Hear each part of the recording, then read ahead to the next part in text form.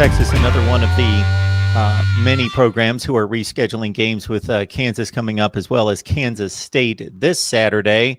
Unfortunately, because of a missed kick at the end of the game against Iowa State, a game that we recapped with Steve right here, the Longhorns out of the Big 12 championship race at 4-3, 5-3 overall.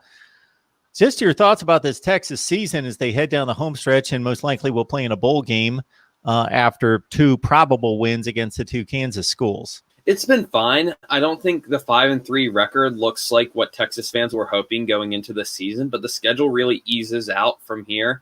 Kansas State, I don't think there's a team in college football that's getting worse from week to week than the Kansas State Wildcats. That win over Oklahoma seems so long ago for the program, and they just lost to Baylor and got shut out by Iowa State in their last two games. So very winnable game coming up for Texas and Manhattan. Then you close the season with a winless Kansas team. I know Texas has struggled with them in the past three of the past four seasons, but that really should be a victory over Les Miles' squad there. But Texas is probably going to finish the regular season 7-3 with three losses that were all decided in the final minute. And that Oklahoma game goes to 4 overtimes. The TCU game, Keontae Ingram fumbles on the 1 yard line with a chance to take a late lead. An Iowa State game, they give up a touchdown with about a minute and a half left, and Cameron Dicker misses the game-tying field goal from 57. And they took a sack right before that field goal attempt happened. So there's a lot of what-ifs you can play with this Texas season, but it's a good team. The Longhorns are a very high-ceiling, low-floor team, I would describe this year, where they seem to play to the level of their opponent every single week, but they're a team where you would feel comfortable that they could beat almost any team in the nation outside of maybe a Bama or Clemson, because their ceiling seems that high when Sam Ehlinger is playing well, when Joseph Asai and their run defense is playing well. But then you see the Longhorns just make a lot of bad penalties, mental errors, and then you find themselves in a shootout with Texas Tech that comes down to overtime. So the Longhorns really have high volatility in their level of play this year, and that kind of hurt them in some of those losses. Much of the ceiling taken away from Texas for the final 3 games, though, including the bowl game, as they have an opt-out both on the offensive side and the defensive side, as we see these announcements being made across the nation, Steve, as teams fall out of contention. So the Longhorns have a couple themselves.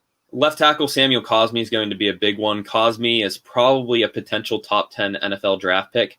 And I guess with the conference title hopes, they're not officially out of the way, but just about out of the way for the Longhorns after that loss to Iowa State. I think Cosmi is going to like his NFL chances and not continue working with a team when, games could be canceled and all of that. So that preparing for the NFL is more of a certainty. So Cosmi's going to make that decision in a pandemic, and he's probably going to be one of the top linemen drafted this year, potential All-American. He's been great at pass protection, especially in his time with the Longhorns at that left tackle position. So he's going to be a huge miss on the offensive line. So I think Kansas State's pass rush could benefit from that a little this weekend. And on the defensive side, there's Caden Stearns. Caden Stearns had a really good freshman season, I thought, in 2018 when he had 4 interceptions and was one of the top on the team with 62 tackles. We haven't seen really that season replicate itself since. He was injured for some of 2019 and 2020.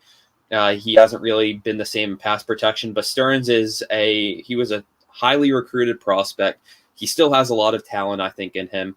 And for him, he's another player who believes it's worth it to test the waters of the NFL, especially considering that the NFL right now is scheduled to play all 16 games with every team. And in this pandemic right now, the NFL is more of a certainty to happen than college football. So I completely understand anybody who's iffy on their decision just wanting to go to the NFL because of the guarantee there. Caden Stearns wraps up his 2020 campaign in Austin with 52 tackles, 1.5 tackles for loss, and 1 interception, following what Steve just outlined, that brilliant freshman campaign with 4 interceptions and 62 total tackles.